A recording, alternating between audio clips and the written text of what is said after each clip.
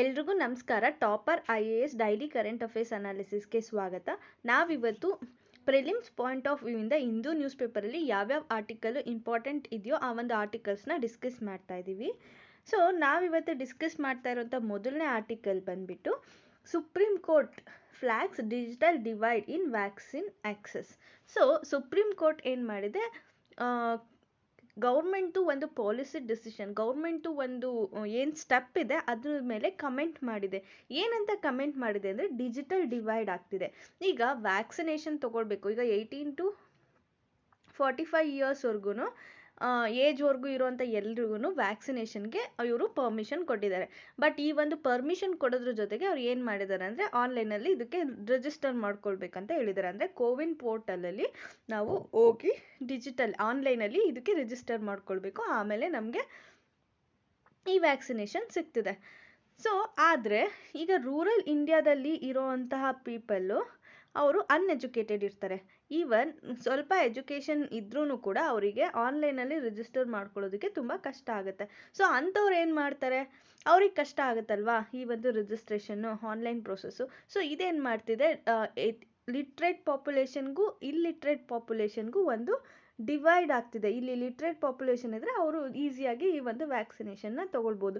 Illiterate population ಇದ್ದವ್ರಿಗೆ ತುಂಬ ಕಷ್ಟ ಆಗ್ತಿದೆ. ಸೊ ಇದನ್ನು ಸಾರ್ಟ್ ಔಟ್ ಮಾಡಬೇಕು ಅಂತ ಹೇಳಿ ಈ ಒಂದು ಸುಪ್ರೀಂ ಕೋರ್ಟು ಕಮೆಂಟ್ ಮಾಡಿದೆ, ಇದು ಸರಿ ಇಲ್ಲ ಅಂತ.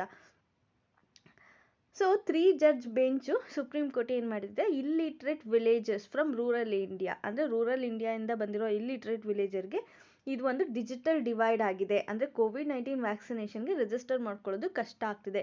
ಈವನ್ ಅಲ್ಲಿ ಸ್ಲಾಟ್ಸು ಕೂಡ ಸಿಗ್ತಾ ಇಲ್ಲ. ಇದೇನು ಮಾಡ್ತಿದೆ, ರೂರಲ್ ಏರಿಯಾಸ್ನ ಎಕ್ಸ್ಕ್ಲೂಡ್ ಮಾಡ್ಕೊಂಡಿದೆ ಅಂತ ಹೇಳಿ ಇದು ಹೇಳಿದೆ. ಸೊ ಹಾಗಾಗಿ ಸುಪ್ರೀಂ ಕೋರ್ಟ್ ಏನು ಹೇಳಿದೆ, ಮಾರ್ಜಿನೈಸ್ ಸೆಕ್ಷನ್ನು ಕೂಡ ಇದರಲ್ಲಿ ಇನ್ಕ್ಲೂಡ್ ಮಾಡ್ಕೊಳ್ಬೇಕು. ಸೊ ಅವ್ರನ್ನ ಬೇರೆ ಥರ ಟ್ರೀಟ್ ಮಾಡಬಾರ್ದು ಅಂತ ಹೇಳ್ತಿದೆ. ಯಾಕೆಂದರೆ ಈಗ ಕಾನ್ಸ್ಟಿಟ್ಯೂಷನಲ್ ಪ್ರಾವಿಷನ್ ಇದೆ. ಆರ್ಟಿಕಲ್ 1 ಏನಂತ ಹೇಳುತ್ತೆ ಅಂದರೆ Bharat is a union of state, ಅಂದರೆ ಎಲ್ಲ ಸ್ಟೇಟ್ಸ್ಗೂ ಎಲ್ಲರೂ ಒಂದೇ ಥರ ನೋಡಬೇಕು. So government of India has only procure the vaccination and distribute them. ಈಗ ಫಾರ್ ಎಕ್ಸಾಂಪಲ್ ವ್ಯಾಕ್ಸಿನೇಷನ್ನು ಈಗ ಪ್ರತಿಯೊಂದು ಸ್ಟೇಟಲ್ಲೂ ಒಂದೊಂದು ಥರ ಇದೆ. ಸೊ ಈ ಒಂದು ಡಿಫ್ರೆಂಟ್ ಟೈಪ್ಸ್ ಆಫ್ ಪಾಲಿಸೀಸ್ನ ತೆಗೆದಾಕಿ ಸೆಂಟ್ರಲ್ ಗೌರ್ಮೆಂಟು ವ್ಯಾಕ್ಸಿನ್ಸ್ನ ತೊಗೊಂಡು ಎಲ್ಲ ಸ್ಟೇಟ್ಸಿಗೂ ಡಿಸ್ಟ್ರಿಬ್ಯೂಟ್ ಮಾಡಬೇಕು. ಸೊ ಯೂನಿಯನ್ ಆಫ್ ಸ್ಟೇಟ್ಸ್ ಅಂತ ಅಂದಾಗ ಇದು ಸೆಂಟ್ರಲ್ ಗೌರ್ಮೆಂಟ್ದು ರೆಸ್ಪಾನ್ಸಿಬಿಲಿಟಿ ಅಂತ ಹೇಳಿ ಸುಪ್ರೀಂ ಕೋರ್ಟು ಹೇಳ್ತಾ ಇದೆ. ಸೊ ಇದು ಯಾಕೆ ಹೇಳ್ತಿದೆ ಅಂದರೆ ಪ್ರತಿಯೊಂದು ಸ್ಟೇಟಲ್ಲಿ ಪ್ರೈಸ್ ಡಿಫ್ರೆನ್ಸಸ್ ಇದೆ ವ್ಯಾಕ್ಸಿನ್ಸ್ಗೆ. ಸೊ ಹಾಗಾಗಿ ಇದನ್ನು ತೆಗ್ದಾಕಬೇಕು. ಈಗ ಫಾರ್ ಎಕ್ಸಾಂಪಲ್ ಈಗ ಒಂದು ಸೆಂಟ್ರಲ್ ಗೌರ್ಮೆಂಟು ಎಲ್ಲ ಸ್ಟೇಟ್ಸಿಗೂ ಬೇಕಾಗಿರೋಂಥ ವ್ಯಾಕ್ಸಿನ್ನ ಒಟ್ಟಿಗೆ ಖರೀದಿ ಮಾಡಿದಾಗ ಸೊ ಅವಾಗ ಏನಾಗುತ್ತೆ, ಪ್ರೈಸಸ್ ಆಫ್ ದ ವ್ಯಾಕ್ಸಿನ್ಸ್ ಕೂಡ ರೆಡ್ಯೂಸ್ ಆಗೋ ಚಾನ್ಸಸ್ ಇರುತ್ತೆ. ಅದೇ ಸ್ಟೇಟ್ಸು ಇಂಡಿವಿಜುವಲ್ ಆಗಿ ಖರೀದಿ ಮಾಡೋಕ್ಕೆ ಹೋದರೆ ಸೊ ಅದಕ್ಕೆ ಪ್ರೈಸಸ್ ಜಾಸ್ತಿ ಆಗೋ ಚಾನ್ಸಸ್ ಇರುತ್ತೆ. ಯಾಕೆಂದರೆ ಇದು ಲಾರ್ಜ್ ಕ್ವಾಂಟಿಟಿ ಆಫ್ ವ್ಯಾಕ್ಸಿನ್ಸ್ನ ತಗೊಳ್ಳೋದ್ರಿಂದ ಸೊ ಇದಕ್ಕೆ ಬಾರ್ಗೇನಿಂಗ್ ಮಾಡೋವಂಥ ಚಾನ್ಸಸ್ಸು ಸೆಂಟ್ರಲ್ ಗೌರ್ಮೆಂಟಿಗೆ ಜಾಸ್ತಿ ಇರುತ್ತೆ as compared to state government. So ಹಾಗಾಗಿ ಸುಪ್ರೀಂ ಕೋರ್ಟು ಸೆಂಟರೇ ಎಲ್ಲ ವ್ಯಾಕ್ಸಿನ್ಸ್ನು ಪ್ರೊಕ್ಯೂರ್ ಮಾಡಿ ಸ್ಟೇಟ್ಸಿಗೆ ಡಿಸ್ಟ್ರಿಬ್ಯೂಟ್ ಮಾಡಬೇಕು. ಅಂಡರ್ ಆರ್ಟಿಕಲ್ 1 ಕೂಡ ಇದನ್ನೇ ಹೇಳ್ತಾ ಇದೆ. ಯಾಕೆಂದರೆ Bharat is a union of states. So ಎಲ್ಲ ಸ್ಟೇಟ್ಸಲ್ಲೂ ಒಂದೇ ಥರ ರೂಲ್ಸ್ ಇರೋ ಥರ ನೋಡ್ಕೊಳ್ಬೇಕಾಗಿರೋದು, ಎಲ್ಲ ಸ್ಟೇಟ್ಸಲ್ಲೂ ಈಕ್ವಾಲಿಟಿನ ಪ್ರೊವೈಡ್ ಮಾಡಬೇಕಾಗಿರೋದು ಸೆಂಟರ್ದು ರೆಸ್ಪಾನ್ಸಿಬಿಲಿಟಿ ಅಂತ ಸುಪ್ರೀಂ ಕೋರ್ಟು ಹೇಳ್ತಾ ಇದೆ. ಸೊ ನಾವು ನೆಕ್ಸ್ಟ್ ಆರ್ಟಿಕಲ್ಗೆ ಹೋಗೋದಾದರೆ policy should be clear and flexible supreme court. So supreme court ಏನಂತ ಹೇಳ್ತಿದೆ ಅಂದರೆ ಈಗ ಏನು ಗೌರ್ಮೆಂಟ್ ಪಾಲಿಸಿ ಮಾಡ್ತಿದೆ ಅದು ಕ್ಲಿಯರ್ ಆಗಿರಬೇಕು, ಫ್ಲೆಕ್ಸಿಬಲ್ ಆಗಿರಬೇಕು ಅಂತ ಹೇಳ್ತಾ ಇದೆ. ಸೊ ಗೌರ್ಮೆಂಟ್ ಏನು ಹೇಳ್ತಿದೆ, pandemic can not fought an ad hoc manner, ಅಂದರೆ ಗೌರ್ಮೆಂಟು ಅಡಾಕ್ ಮ್ಯಾನರಲ್ಲಿ ಪ್ರತಿಯೊಂದು ಪ್ಯಾಂಡಮಿಕ್ನ ಅವರು ಇದು ಮಾಡ್ತಾರೆ. ಸೊ ಈ ಒಂದು ಅಡಾಕ್ ಮ್ಯಾನರಲ್ಲಿ ಪ್ಯಾಂಡಮಿಕ್ನ ಹ್ಯಾಂಡಲ್ ಮಾಡಬಾರ್ದು. ಸೊ ಇದಕ್ಕೆ ಒಂದು ಸ್ಪೆಸಿಫಿಕ್ ಮ್ಯಾನರ್ನ ಇಟ್ಕೊಂಡು ಪರ್ಮನೆಂಟ್ ಸೊಲ್ಯೂಷನ್ಸ್ನ ಪ್ರೊವೈಡ್ ಮಾಡಬೇಕಂತ ಹೇಳಿ ಸುಪ್ರೀಂ ಕೋರ್ಟು ಹೇಳ್ತಾ ಇದೆ. ಸೊ ಇದನ್ನು ಸುಮೋಟೋ ಕೇಸ್ ಅಂತ ಹೇಳಿ ಕನ್ಸಿಡರ್ ಮಾಡಿದ್ದಾರೆ. ಸುಮೋಟೋ ಕೇಸ್ ಅಂತ ಕನ್ಸಿಡರ್ ಮಾಡಿದ್ದಾರೆ. Various friends of the government COVID-19 ಸಾರಿ ಈಗ 3 ಜಡ್ಜ್ ಸ್ಪೆಷಲ್ ಬೆಂಚ್ ಇದೆ. ಸೊ ಇದೇನು ಮಾಡ್ತಿದೆ, ಸುಮೋಟೋ ಕೇಸ್ ಅಂತ ಕನ್ಸಿಡರ್ ಮಾಡಿದ್ದಾರೆ. ಯಾಕೆ ಸುಮೋಟೋ ಕೇಸ್ ಅಂತಾರೆ? ಸುಮೋಟೋ ಕೇಸ್ ಅಂತ ಅಂದರೆ ಏನು ಅಂದರೆ, ಸೊ ಈಗ ಫಾರ್ ಎಕ್ಸಾಂಪಲ್, ಈಗ ಏನೋ ಒಂದು ಪ್ರಾಬ್ಲಮ್ ಆಗ್ತಿದೆ, ಯಾರೋ ಒಬ್ಬರು ಪೂರ್ ಪೀಪಲ್ಗೆ ಅಥವಾ ವಿಲೇಜಸ್ಗೆ ರೂರಲ್ ಇಂಡಿಯಾ ಪಾಪ್ಯುಲೇಷನ್ಗೆ, ಈಗ ಅವರಿಗೆ ಸುಪ್ರೀಂ ಕೋರ್ಟಲ್ಲಿ ಹೋಗಿ ಕೇಸ್ನ ಫೈಲ್ ಮಾಡಿ ಆ ಕೇಸ್ನ ಗೆಲ್ಲಕ್ಕಾಗಲ್ಲ ಅಂತ ಇರುತ್ತೆ. ಫಾರ್ ಎಕ್ಸಾಂಪಲ್, ಅವರಿಗೆ ಅದ್ರ ಬಗ್ಗೆ ನಾಲೆಡ್ಜ್ ಇರಲ್ಲ, ಅಂಥವ್ರ ಬದಲಾಗಿ ಯಾರೋ ಒಬ್ಬರು ಪೆಟಿಷನ್ ಫೈಲ್ ಮಾಡಿ ಅದನ್ನು ಸುಪ್ರೀಂ ಕೋರ್ಟು ಆ ಒಂದು ಪೆಟಿಷನಿಂದ ಅವ್ರಿಗೆ ನ್ಯಾಯ ಒದಗಿಸುತ್ತೆ. ಅದು ಪಬ್ಲಿಕ್ ಇಂಟ್ರೆಸ್ಟ್ ಲಿಟಿಗೇಷನ್ನು. ಅದೇ ಸುಪ್ರೀಂ ಕೋರ್ಟೇ ಯಾವುದೋ ಒಂದು ಕೇಸನ್ನು ಅದ್ರ ಇಂಟ್ರೆಸ್ಟಿಂದ ತಗೊಂಡು ಸ್ಟಡಿ ಮಾಡಿ ಅದ್ರ ಬಗ್ಗೆ ಜಡ್ಜ್ಮೆಂಟ್ ಕೊಟ್ಟರೆ ಅದನ್ನು ಸುಮೋಟೋ ಕೇಸ್ ಅಂತ ಕರಿತೀವಿ. ಇದು ಡಿಫ್ರೆನ್ಸ್ ಬಿಟ್ವೀನ್ ಪಬ್ಲಿಕ್ ಇಂಟ್ರೆಸ್ಟ್ ಲಿಟಿಗೇಷನು ಮತ್ತು ಸುಮೋಟೋ ಕೇಸ್. ಈಗ ಇದು ಪಾಲಿಸಿ ಫಾರ್ಮೇಷನ್ ಬಗ್ಗೆ ಸುಪ್ರೀಂ ಕೋರ್ಟೇ ಇಂಟ್ರೆಸ್ಟ್ ತೋರಿಸಿ ಅದನ್ನು ಕನ್ಸಿಡರ್ ಮಾಡಿ ಅದ್ರ ಬಗ್ಗೆ ಈ ಒಂದು ಕಮೆಂಟನ್ನು ಕೊಟ್ಟಿದೆ. ಸೊ ಈ ಒಂದು ಕೋವಿಡ್ ಮ್ಯಾನೇಜ್ಮೆಂಟ್ ಏನಿದೆ ಗೌರ್ಮೆಂಟ್ ಮಾಡ್ತಿರೋದು, ಅದು ಅಡಾಕ್ ಮ್ಯಾನರಲ್ಲಿದೆ. ಇಟ್ಸ್ ನಾಟ್ ದಟ್ ಆ ಒಂದು ರೀತಿಯಲ್ಲಿ ಈ ಒಂದು ಪ್ಯಾಂಡಮಿಕ್ನ ಹ್ಯಾಂಡಲ್ ಮಾಡಬಾರ್ದು ಅಂತ ಹೇಳ್ತಿದೆ. ಸೊ ಇದು ಏನು ಕ್ವಶನ್ ಮಾಡಿದೆ, ಪ್ರಾಬ್ಲಮ್ ಏನಿದೆ ಅಂತ ಹೇಳ್ತಿದೆ ಅಂದರೆ, ವ್ಯಾಕ್ಸಿನ್ ಪ್ರೈಸಿಂಗ್ ಪಾಲಿಸಿ ಏನಿದೆ ಸೆಂಟರ್ ಮತ್ತು ಸ್ಟೇಟ್ ಮಧ್ಯೆ, ಇದು ಸರಿ ಇಲ್ಲ. ಈ ಡ್ಯುಯಲ್ ವ್ಯಾಕ್ಸಿನ್ ಪ್ರೈಸಿಂಗ್ ಪಾಲಿಸಿ ಏನಿದೆ ಇದನ್ನು ತೆಗೆದಾಕಬೇಕು.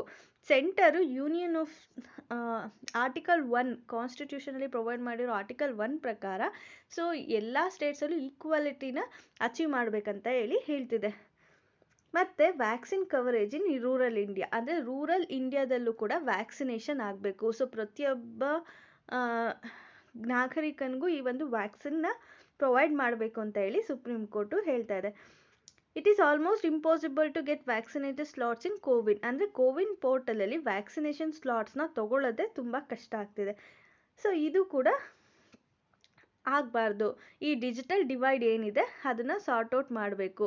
ಪ್ರತಿಯೊಬ್ಬರಿಗೂ ಈ ಒಂದು ರಿಜಿಸ್ಟ್ರೇಷನ್ನು ಆಕ್ಸೆಸಿಬಲ್ ಆಗೋ ಥರ ಮಾಡಬೇಕು ಅಂತ ಹೇಳ್ತಿದ್ದಾರೆ.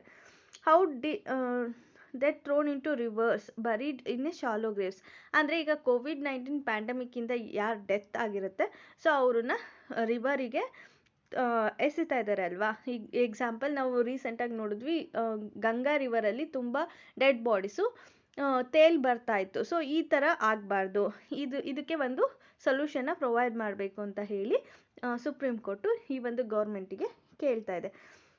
ಮತ್ತು ಇದ್ರ ಜೊತೆಗೆ ಇದು ಒಂದು ಕ್ಲಿಯರ್ ಆಗಿ ಹೇಳ್ತಿದೆ. ಏನಂತ ಹೇಳ್ತಿದೆ ಅಂದರೆ, we are not going to run the central government or make policy for it. So ಅದೇ ಸೆಂಟ್ರಲ್ ಗೌರ್ಮೆಂಟ್ನ ರನ್ ಮಾಡೋದು ಸುಪ್ರೀಂ ಕೋರ್ಟ್ ಕೆಲಸ ಅಲ್ಲ. ಸೊ ಇದು ನಮ್ಮ ಕೆಲಸ ಅಲ್ಲ, ಮತ್ತು ಪಾಲಿಸಿ ಮಾಡೋದು ಕೂಡ ನಮ್ಮ ಕೆಲಸ ಅಲ್ಲ ಅಂತ ಸುಪ್ರೀಂ ಕೋರ್ಟ್ ಹೇಳ್ತಿದೆ. ಸೊ ಏನು ಹೇಳ್ತಿದೆ ಅಂದರೆ, ಇನ್ನೊಂದು, this is A platform of dialogue across the spectrum, the idea is not criticise. So ಅಂದರೆ ಇದೇನು ಹೇಳ್ತಿದೆ, ಈ ಒಂದು ಪ್ರಾಬ್ಲಮ್ಸ್ನ ಏನು ತೋರಿಸ್ತಾ ಇದೆ, ಇದು ಕ್ರಿಟಿಸೈಸ್ ಮಾಡೋದಕ್ಕೆಲ್ಲ, ಗೌರ್ಮೆಂಟ್ ಪಾಲಿಸೀಸ್ನ ಕ್ರಿಟಿಸೈಸ್ ಮಾಡೋದಕ್ಕೆಲ್ಲ. ಸೊ ಇದು ಒಂದು ಆರ್ಮ್ಸ್ ಆಫ್ ದ ಗೌರ್ಮೆಂಟ್ನ ಸ್ಟ್ರೆಂಥನ್ ಮಾಡೋದಕ್ಕೋಸ್ಕರ ನಾವು ಈ ಒಂದು ಪಾಯಿಂಟನ್ನು ಹೈಲೈಟ್ ಮಾಡಿ ಹೇಳ್ತಿದ್ದೀವಿ ಅಂತ ಸುಪ್ರೀಂ ಕೋರ್ಟ್ ಹೇಳ್ತಿದೆ.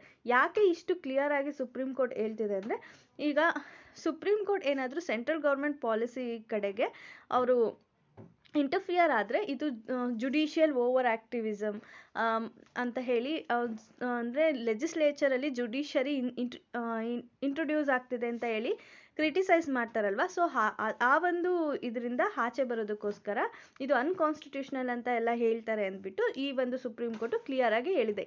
ಈ ಒಂದು ಕ್ರಿಟಿಸಿಸಮ್ ಅಂತ ಕನ್ಸಿಡರ್ ಮಾಡಬೇಡಿ, ಇಟ್ಸ್ ಜಸ್ಟ್ ಎನ್ ಸಪೋರ್ಟ್, ಅಂದರೆ ಗೌರ್ಮೆಂಟ್ ಪಾಲಿಸಿ ಮೇಕಿಂಗಿಗೆ ಇದು ಒಂದು ಗೈಡೆನ್ಸ್ ಇದ್ದಂಗೆ ಅಂತೇಳಿ ಸುಪ್ರೀಂ ಕೋರ್ಟು ಕ್ಲಿಯರ್ ಆಗಿ ಹೇಳಿದೆ. ಸೊ ನಾವು ನೆಕ್ಸ್ಟ್ ಆರ್ಟಿಕಲ್ಗೆ ಹೋಗೋದಾದರೆ ಚೀನಾ ಬಗ್ಗೆ ಇದೆ. ಚೀನಾದಲ್ಲಿ ಏನು ಮಾಡ್ತಿದ್ದಾರೆ ಅಂದರೆ, ಥರ್ಡ್ ಚೈಲ್ಡ್ ಪಾಲಿಸಿನ ಅಲೋ ಮಾಡ್ತಿದ್ದಾರೆ. ಚೀನಾದಲ್ಲಿ 1980s ಏನು ಮಾಡಿದ್ರು, ಪಾಪ್ಯುಲೇಷನ್ನ ಕಂಟ್ರೋಲ್ ಮಾಡೋದಕ್ಕೋಸ್ಕರ ಜಸ್ಟ್ 1 ಚೈಲ್ಡ್ ಪಾಲಿಸಿನ ತೊಗೊಂಡು ಬಂದಿದ್ರು. ಓಕೆನಾ. ಸೊ ಈ ಒಂದು 1 ಚೈಲ್ಡ್ ಪಾಲಿಸಿನ ತೊಗೊಂಡು ಬಂದಿದ್ದರಿಂದ ಏನಾಯಿತು, ಪಾಪ್ಯುಲೇಷನ್ ಕಂಟ್ರೋಲ್ಗೇನೋ ಬಂತು. ಬಟ್ ಆದರೆ ಏಜಿಂಗ್ ಪಾಪ್ಯುಲೇಷನ್ ಜಾಸ್ತಿ ಆಗ್ತಾ ಹೋಯಿತು. ಸೊ ನ್ಯೂ ಬರ್ತು ತುಂಬ ಕಡಿಮೆ ಆಗ್ತಾ ಹೋಯಿತು. ಸೊ ಇದರಿಂದ ಏನಾಯಿತು, ಪಾಪ್ಯುಲೇಷನು ಡಿಕ್ರೀಸ್ ಆಗ್ತಾ ಹೋಯಿತು. ಸೊ ಇದನ್ನು ಕಂಟ್ರೋಲ್ ಮಾಡೋದಕ್ಕೋಸ್ಕರ 2015 ಏನು ಮಾಡಿದ್ರು, 2 ಚೈಲ್ಡ್ ಪಾಲಿಸಿನ ತೊಗೊಂಡು ಬಂದರು. ಸೊ ಈವನ್ 2 ಚೈಲ್ಡ್ ಪಾಲಿಸಿನ ತೊಗೊಂಡು ಬಂದು 5 years ಆದ್ರೂ ಕೂಡ ಈ ಒಂದು ಏಜಿಂಗ್ ಪಾಪ್ಯುಲೇಷನ್ ಪ್ರಾಬ್ಲಮ್ ಏನಿತ್ತು ಅದು ಸಾರ್ಟ್ ಔಟ್ ಆಗಲಿಲ್ಲ. ಸೊ ಈ ಒಂದು ಏಜಿಂಗ್ ಪಾಪ್ಯುಲೇಷನ್ನು ತುಂಬ ಜಾಸ್ತಿನೇ ಆಗ್ತಾ ಹೋಯಿತು. So last year national bureau statistic data ಪ್ರಕಾರ 12 ಮಿಲಿಯನ್ ಬೇಬೀಸು ಬರ್ತ್ ಆಗಿದೆ. ಸೊ ಇದು 1961 ಕನ್ಸಿಡರ್ ಮಾಡಿದ್ರೆ ಇದೇ ಲೋಯೆಸ್ಟ್ ಬರ್ತ್ ಅಂತಲೇ ಹೇಳ್ಬೋದು. ಸೊ ಇದರಿಂದ ಏನಾಗ್ತದೆ, ಚೀನಾಸ್ ಪಾಪ್ಯುಲೇಷನ್ನು ತುಂಬ ಕಡಿಮೆ ಆಗ್ತಿದೆ, ಇದರಿಂದ ಏಜಿಂಗ್ ಪಾಪ್ಯುಲೇಷನ್ನು ಜಾಸ್ತಿ ಆಗ್ತಿದೆ. ಇದು ಒಂದು ಚೀನಾಗೆ ಒಂದು ಬಿಗ್ಗೆಸ್ಟ್ ಚಾಲೆಂಜ್ ಅಂತಲೇ ಹೇಳ್ಬೋದು. ಸೊ ನೆಕ್ಸ್ಟ್ ಸೆಂಚುರಿನಲ್ಲಿ ಈ ಒಂದು Young age population, working population ಅಂತ ಏನು ಕರಿತೀವಿ, ಅದು ತುಂಬ ಕಡಿಮೆ ಆಗ್ತಿದೆ. ಸೊ ವರ್ಕಿಂಗ್ ಪಾಪ್ಯುಲೇಷನ್ ಕಡಿಮೆ ಆಯಿತು ಅಂದರೆ 18 ಇಯರ್ಸ್ ಟು 59 ಇಯರ್ಸ್ ಏಜ್ ಗ್ರೂಪಲ್ಲಿರುವಂಥ ಪೀಪಲ್ಸು ತುಂಬ ಕಡಿಮೆ ಆಗ್ತಿದ್ದಾರೆ. ಇದರಿಂದ ವರ್ಕಿಂಗ್ ಪಾಪ್ಯುಲೇಷನ್ ಕಡಿಮೆ ಆಯಿತು ಅಂದರೆ ಎಕನಾಮಿಕ್ ಗ್ರೋತು ಕಡಿಮೆ ಆಗುತ್ತೆ. ಯಾಕೆ ಅಂದರೆ ಡಿಪೆಂಡೆಂಟ್ ಪಾಪ್ಯುಲೇಷನ್ ಜಾಸ್ತಿ ಆಗ್ತಾರೆ, ವರ್ಕ್ ಮಾಡೋರು ತುಂಬ ಕಮ್ಮಿ ಆಗ್ತಾರೆ, ಅವ್ರ ಮೇಲೆ ಡಿಪೆಂಡ್ ಆಗಿರುವಂಥ ಪಾಪ್ಯುಲೇಷನ್, ಎಕ್ಸಾಂಪಲ್ ಏಜ್ಡ್ ಪರ್ಸನ್ಸ್, ಈಗ ಅಜ್ಜಿ ತಾತ ಮತ್ತು ಚಿಲ್ಡ್ರನ್ಸ್ ಇರ್ಬೋದು, ಮಕ್ಕಳಿರ್ಬೋದು, ಇವ್ರು ಜಾಸ್ತಿ ಆಗ್ತಾರೆ. ಸೊ ಅವಾಗ ಏನಾಗುತ್ತೆ, ಡಿಪೆಂಡೆಂಟ್ ಪಾಪ್ಯುಲೇಷನ್ ಜಾಸ್ತಿ ಆಗುತ್ತೆ, ಇದರಿಂದ ಪಾವರ್ಟಿ ಹೆಚ್ಚಾಗುತ್ತೆ. ಸೊ ಇದು ದೊಡ್ಡ ಪ್ರಾಬ್ಲಮ್ ಆಗಿ ಚೀನಾದಲ್ಲಿ ಹೊರಹೊಮ್ಮಿದೆ. ಈ ಒಂದು ಪ್ರಾಬ್ಲಮ್ನ ಸಾರ್ಟ್ ಔಟ್ ಮಾಡೋದಕ್ಕೋಸ್ಕರ ಇವರು ಫಸ್ಟ್ ಟೈಮು ಕಪಲ್ಸಿಗೆ 3rd ಚೈಲ್ಡಿಗೆ ಪರ್ಮಿಷನ್ ಕೊಟ್ಟಿದ್ದಾರೆ. ಸೊ ಅಂದರೆ 3rd ಚೈಲ್ಡ್ ಪಾಲಿಸಿನ ತೊಗೊಂಡು ಬಂದಿದ್ದಾರೆ. ಈಗ ಅವರು 3rd ಚೈಲ್ಡ್ನ ಬೇಕಾದರೂ ಪಡ್ಕೊಳ್ಬೋದಾಗುತ್ತೆ. ಸೊ ಇದರಿಂದ ಏನಾಗುತ್ತೆ, ಬರ್ತ್ ರೇಟು ಇನ್ಕ್ರೀಸ್ ಆಗುತ್ತೆ ಅಂತ ಹೇಳಿ ಇವರು ಈ ಒಂದು ಪಾಲಿಸಿನ ತೊಗೊಂಡು ಬಂದಿದ್ದಾರೆ. ಸೊ ಅಂದರೆ 1980ಸಲ್ಲಿ 1 ಚೈಲ್ಡ್ ಪಾಲಿಸಿ ಇತ್ತು, 2015ನಲ್ಲಿ 2 ಚೈಲ್ಡ್ ಪಾಲಿಸಿ ತೊಗೊಂಡು ಬಂದರು. ಇವಾಗ for the first time 3rd child ಪಾಲಿಸಿನ ತೊಗೊಂಡು ಬಂದಿದ್ದಾರೆ. ಏನಕ್ಕೋಸ್ಕರ ಅಂದರೆ ಬೂಸ್ಟ್ ಬರ್ತ್ ರೇಟ್, ಅಂದರೆ ಬರ್ತ್ ರೇಟನ್ನು ಜಾಸ್ತಿ ಮಾಡೋದಕ್ಕೋಸ್ಕರ. ಸೊ ನೆಕ್ಸ್ಟ್ ಆರ್ಟಿಕಲಿಗೆ ಹೋಗೋದಾದರೆ horticulture cluster development programme. So ಈ ಒಂದು ಆರ್ಟಿಕಲ್ಚರ್ ಕ್ಲಸ್ಟರ್ ಡೆವಲಪ್ಮೆಂಟ್ ಪ್ರೋಗ್ರಾಮ್ ಏನಕ್ಕೋಸ್ಕರ ತೊಗೊಂಡು ಬಂದಿದ್ದಾರೆ ಅಂದರೆ ಆರ್ಟಿಕಲ್ಚರ್ನ ಇಂಪ್ರೂವ್ ಮಾಡೋದಕ್ಕೋಸ್ಕರ. ಸೊ ಇದನ್ನು ಡೆವಲಪ್ ಮಾಡೋದಕ್ಕೋಸ್ಕರ, ಆರ್ಟಿಕಲ್ಚರ್ ಕ್ರಾಪ್ಸ್ನ ಜಾಸ್ತಿ ಮಾಡಿ ಇದ್ರದ್ದು ಕಾಂಪಿಟೇಟಿವ್ನೆಸ್ನ ಜಾಸ್ತಿ ಮಾಡೋದಕ್ಕೋಸ್ಕರ ಈ ಒಂದು ಪ್ರೋಗ್ರಾಮ್ನ ತೊಗೊಂಡು ಬಂದಿದ್ದಾರೆ. ಟೋಟಲು 53 ಕ್ಲಸ್ಟರ್ನ ಸೆಲೆಕ್ಟ್ ಮಾಡ್ಕೊಂಡಿದ್ದಾರೆ ಈ ಒಂದು ಹಾರ್ಟಿಕಲ್ಚರ್ ಕ್ಲಸ್ಟರ್ ಡೆವಲಪ್ಮೆಂಟ್ ಪ್ರೋಗ್ರಾಮ್ನ ಇಂಪ್ಲಿಮೆಂಟ್ ಮಾಡೋದಕ್ಕೆ. ಅದರಲ್ಲಿ 12 ಆರ್ಟಿಕಲ್ಚರ್ ಕ್ಲಸ್ಟರಲ್ಲಿ ಈ ಪ್ರೋಗ್ರಾಮ್ನ ಫಸ್ಟು ಇಂಪ್ಲಿಮೆಂಟ್ ಮಾಡ್ತಿದ್ದಾರೆ.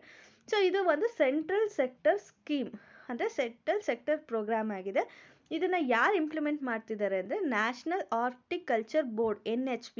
ಈ ಒಂದು ಏನು NHP ಇದೆ, ಬೋರ್ಡ್ ಇದೆ, ಈ ನ್ಯಾಷನಲ್ ಹಾರ್ಟಿಕಲ್ಚರ್ ಬೋರ್ಡು, ಇದು ಈ ಒಂದು ಹಾರ್ಟಿಕಲ್ಚರ್ ಕ್ಲಸ್ಟರ್ ಡೆವಲಪ್ಮೆಂಟ್ ಪ್ರೋಗ್ರಾಮ್ನ ಇಂಪ್ಲಿಮೆಂಟ್ ಮಾಡ್ತಿದೆ. ಇದಕ್ಕೆ ರೆಸ್ಪಾನ್ಸಿಬಲ್ ಮಿನಿಸ್ಟ್ರಿ ಯಾವುದು ಅಂದರೆ ministry of agriculture and farmers welfare. Ministry of agriculture and farmer welfare ministry ಅಂಡರಲ್ಲಿ ನ್ಯಾಷನಲ್ ಹಾರ್ಟಿಕಲ್ಚರ್ ಬೋರ್ಡ್ ಅಂಡರಲ್ಲಿ ಈ ಒಂದು ಸ್ಕೀಮ್ನ ಸೆಂಟ್ರಲ್ ಸೆಕ್ಟರ್ ಪ್ರೋಗ್ರಾಮ್ ಆಗಿ ಇಂಪ್ಲಿಮೆಂಟ್ ಮಾಡ್ತಿದ್ದಾರೆ. ಇದರ ಏಮ್ ಏನು ಅಂದರೆ ಗ್ರೋಯಿಂಗ್ ಮತ್ತು ಡೆವಲಪಿಂಗ್ ಆರ್ಟಿಕಲ್ಚರ್ ಕ್ಲಸ್ಟರ್ನ ಐಡೆಂಟಿಫೈ ಮಾಡಬೇಕು. ಏನಕ್ಕೋಸ್ಕರ ಅಂದರೆ ಅದನ್ನು ಗ್ಲೋಬಲ್ ಲೆವೆಲಲ್ಲಿ ಕಾಂಪಿಟೇಟಿವ್ ಮಾಡೋದಕ್ಕೋಸ್ಕರ ಯಾವ್ಯಾವ ಪ್ಲೇಸಲ್ಲಿ ಆರ್ಟಿಕಲ್ಚರ್ನ ಡೆವಲಪ್ ಮಾಡ್ಬೋದು ಅನ್ನೋ ಒಂದು ಪ್ಲೇಸಸ್ನ ಐಡೆಂಟಿಫೈ ಮಾಡಿ ಅದನ್ನು ಗ್ಲೋಬಲ್ ಲೆವೆಲಲ್ಲಿ ಕಾಂಪಿಟೇಟಿವ್ ಮಾಡೋದು ಇದ್ರದ್ದು ಉದ್ದೇಶ ಆಗಿದೆ. ಇನ್ನೊಂದು ಮೇಜರ್ ಇಶ್ಯೂಸ್, ಆರ್ಟಿಕಲ್ಚರ್ ರಿಲೇಟೆಡ್ ಆಗಿರುವಂಥ ಮೇಜರ್ ಇಶ್ಯೂಸ್ ಲೈಕ್ ಈಗ ಪ್ರೀ ಪ್ರೊಡಕ್ಷನ್ ಇರ್ಬೋದು, ಪ್ರೊಡಕ್ಷನ್ ಇರ್ಬೋದು, ಪೋಸ್ಟ್ ಹಾರ್ವೆಸ್ಟ್ ಮ್ಯಾನೇಜ್ಮೆಂಟ್ ಇರ್ಬೋದು, ಲಾಜಿಸ್ಟಿಕ್ಸು, ಮಾರ್ಕೆಟಿಂಗು, ಬ್ರ್ಯಾಂಡಿಂಗು. ಸೊ ಈ ಎಲ್ಲ ಪ್ರಾಬ್ಲಮ್ಸ್ ಇರುತ್ತೆ. ಈಗ ಆ ವಿಲೇಜ್ ಪೀಪಲ್ಸಿಗೆ ಮಾರ್ಕೆಟಿಂಗ್ ಮಾಡೋದು ಗೊತ್ತಿರಲ್ಲ, ಅವರಿಗೆ ಮಾರ್ಕೆಟಿಂಗ್ ಸ್ಕಿಲ್ಸ್ ಇರಲ್ಲ, ಪೋಸ್ಟ್ ಹಾರ್ವೆಸ್ಟ್ ಮ್ಯಾನೇಜ್ಮೆಂಟ್ ಗೊತ್ತಿರಲ್ಲ, ಸೈಂಟಿಫಿಕ್ ಫಾರ್ಮಿಂಗ್ ಗೊತ್ತಿರಲ್ಲ. ಸೊ ಇದನ್ನೆಲ್ಲ ಈ ಒಂದು ಮೇಜರ್ ಇಶ್ಯೂಸ್ ಏನಿದೆ, ಈ ಒಂದು ಮೇಜರ್ ಇಶ್ಯೂಸ್ನ ಸಾರ್ಟ್ ಔಟ್ ಮಾಡಬೇಕು ಅನ್ನೋದು ಇದ್ರದ್ದು ಇನ್ನೊಂದು ಸೆಕೆಂಡ್ ಆಬ್ಜೆಕ್ಟಿವ್ ಆಗಿದೆ. ಸೊ ನೆಕ್ಸ್ಟ್ 3rd ಏಮ್ ಏನು ಅಂದರೆ ಜಿಯೋಗ್ರಫಿಕಲ್ ಸ್ಪೆಷಲೈಸೇಷನ್ ಮತ್ತು integrated and market led development. ಈ ಒಂದು ಈಗ ಫಾರ್ ಎಕ್ಸಾಂಪಲ್ ಇದೀಗ 2 ಡಿಸ್ಟಿಕ್ ಇದೆ ಅಂದರೆ ಈಗ ಮೈಸೂರು ಇರ್ಬೋದು, ಇನ್ನೊಂದು ಬೇರೆ ಯಾವುದು ಶಿವಮೊಗ್ಗ ಇರ್ಬೋದು, ಇಲ್ಲ ಹಾಸನ ಇರ್ಬೋದು, ಚಿಕ್ಕಮಂಗ್ಳೂರು ಇರ್ಬೋದು. ಸೊ ಮೈಸೂರಲ್ಲಿ ಕೆಲವೊಂದು ಶುಗರ್ ಕೇನ್ ತುಂಬ ಫೇಮಸ್ಸು, ಅದೇ ಚಿಕ್ಕಮಂಗ್ಳೂರು ಅಂತ ತಗೊಂಡ್ರೆ ಅಲ್ಲಿ ಕಾಫಿ ತುಂಬ ಫೇಮಸ್ಸು. ಸೊ ಜಿಯೋಗ್ರಫಿಕಲಿ ಇದು ತುಂಬ ಡಿಫ್ರೆಂಟ್ ಇರುತ್ತೆ ಅಲ್ವಾ. ಸೊ ಆ ಪ್ಲೇಸಿಗೆ ಯಾವುದು ಆರ್ಟಿಕಲ್ಚರಲ್ ಕ್ರಾಪ್ ಸೂಟ್ ಆಗುತ್ತೆ ಆ ಒಂದು ಆರ್ಟಿಕಲ್ಚರಲ್ ಕ್ರಾಪ್ನ ಆ ಒಂದು ಪ್ಲೇಸಲ್ಲಿ ಬೆಳೆಯೋದ್ರಿಂದ ಅಲ್ಲಿ ನಮಗೆ ಪ್ರೊಡಕ್ಟಿವಿಟಿ ಜಾಸ್ತಿ ಇರುತ್ತೆ. ಸೊ ಈ ಒಂದು ರೀಸನಿಗೋಸ್ಕರ ಇದನ್ನು ಜಿಯೋಗ್ರಫಿಕಲ್ ಸ್ಪೆಷಲೈಸೇಷನ್ನ ತೊಗೊಂಡು ಬರಬೇಕು ಅನ್ನೋದಕ್ಕೆ ಈ ಒಂದು ಪ್ರೋಗ್ರಾಮ್ನ ತಂದಿದ್ದಾರೆ. ಇನ್ನೊಂದು ಇಂಟಿಗ್ರೇಟೆಡ್ ಮತ್ತು ಮಾರ್ಕೆಟ್ ಲೆಡ್ ಡೆವಲಪ್ಮೆಂಟ್ನ ಮಾಡಬೇಕು. ಸೊ ಅಂದರೆ ಇಂಟಿಗ್ರೇಟೆಡ್ ಅಂದರೆ ಎಲ್ಲರೂ ಒಟ್ಟಿಗೆ ಸೇರಿ ಒಂದೇ ಥರ ಇಡೀ ಕಂಟ್ರಿನಲ್ಲಿ ಎಲ್ಲರೂ ಒಂದೇ ಥರ ಮೇಂಟೈನ್ ಮಾಡೋ ಥರ ಮಾಡಬೇಕು. ಮತ್ತು ಮಾರ್ಕೆಟ್ ಲೆಡ್ ಡೆವಲಪ್ಮೆಂಟ್ ಅಂದರೆ ಇದನ್ನು ಕಮರ್ಷಿಯಲೈಸ್ ಮಾಡಬೇಕು ಅಂತ ಹೇಳಿ ಇವರು ಹೇಳ್ತಿದ್ದಾರೆ. ಸೊ ಈ ಒಂದು ಕ್ಲಸ್ಟರ್ ಡೆವಲಪ್ಮೆಂಟ್ ಪ್ರೋಗ್ರಾಮಿಂದ ಫಾರ್ಮರ್ಸಿಗೆ ಏನು ಹೆಲ್ಪ್ ಆಗುತ್ತೆ ಅಂದರೆ, ಈಗ ಫಾರ್ ಎಕ್ಸಾಂಪಲ್ ಇವರು ಅಬೌಟ್ 10 lakh ಫಾರ್ಮರ್ಸ್ನ ಟಾರ್ಗೆಟ್ ಮಾಡಿದ್ದಾರೆ. ಸೊ ಇದು 10 lakh ಫಾರ್ಮರ್ಸಿಗೆ ಬೆನಿಫಿಟ್ನ ಪ್ರೊವೈಡ್ ಮಾಡುತ್ತೆ. ಇದು ಏನು ಮಾಡುತ್ತೆ ಅಂದರೆ ಎಕ್ಸ್ಪೋರ್ಟ್ನ ಇನ್ಕ್ರೀಸ್ ಮಾಡುತ್ತೆ. ಅಂದರೆ ಒಂದು ಕ್ಲಸ್ಟರ್ ರಿಲೇಟೆಡ್ ಸ್ಪೆಸಿಫಿಕ್ ಬ್ರ್ಯಾಂಡ್ಸ್ನ ಕ್ರಿಯೇಟ್ ಮಾಡುತ್ತೆ. ಇದು ಕಾಂಪಿಟೇಟಿವ್ನೆಸ್ ಆಫ್ ದ ಕ್ಲಸ್ಟರ್ ಕ್ರಾಪ್ನ ಎನ್ಹಾನ್ಸ್ ಮಾಡುತ್ತೆ.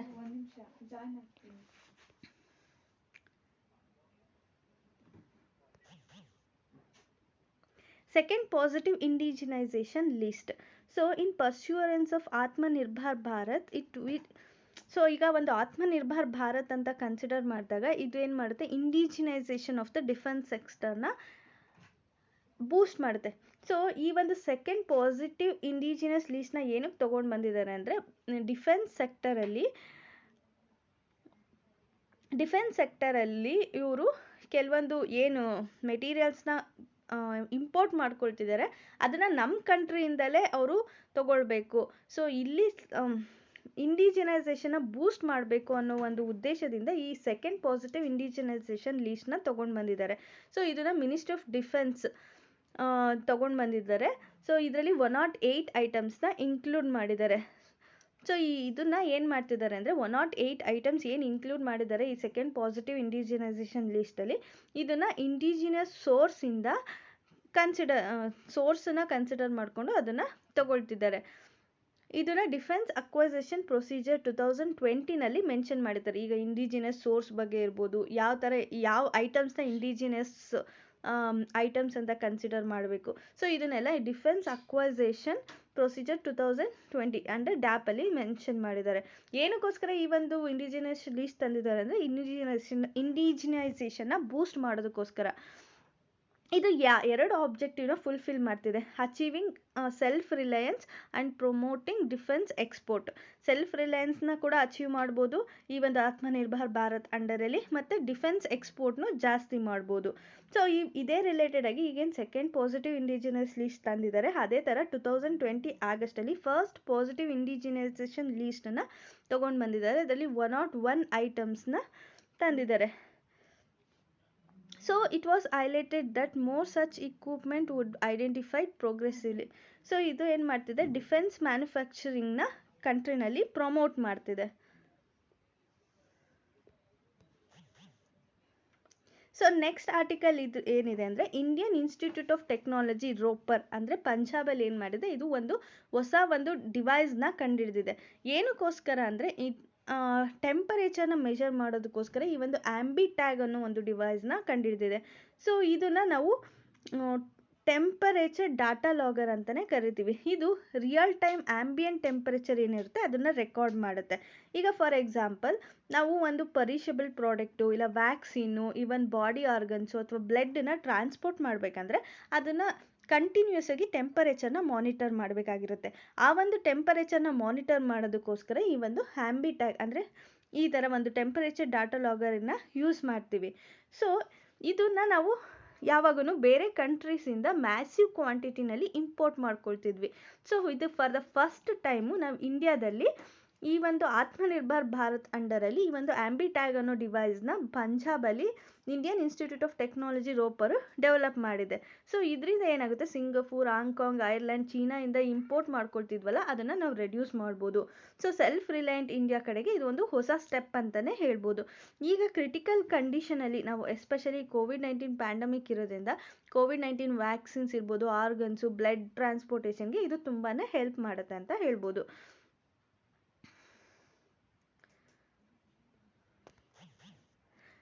So thank you all. If you have any doubts you can ask in the comment section. ನಿಮಗೆ ಈ ಒಂದು PDF ಬೇಕು ಅಂದರೆ ಟಾಪರ್ IAS ಆ್ಯಪಿಂದ ನೀವು ಡೌನ್ಲೋಡ್ ಮಾಡ್ಕೊಳ್ಬೋದು. ಸೊ ಅದ್ರದ್ದು ಡಿಸ್ಕ್ರಿಪ್ಷನ್ನು ನಾನು ಆ ಒಂದು ಲಿಂಕನ್ನು ಡಿಸ್ಕ್ರಿಪ್ಷನ್ ಬಾಕ್ಸಲ್ಲಿ ಕೊಟ್ಟಿದ್ದೀನಿ, ಇಲ್ಲ ನೀವು ಡೈರೆಕ್ಟಾಗಿ ಟಾಪರ್ IAS ಆ್ಯಪನ್ನು ಪ್ಲೇಸ್ಟೋರಿಂದ ಕೂಡ ಡೌನ್ಲೋಡ್ ಮಾಡ್ಕೊಳ್ಬೋದು. Thank you all.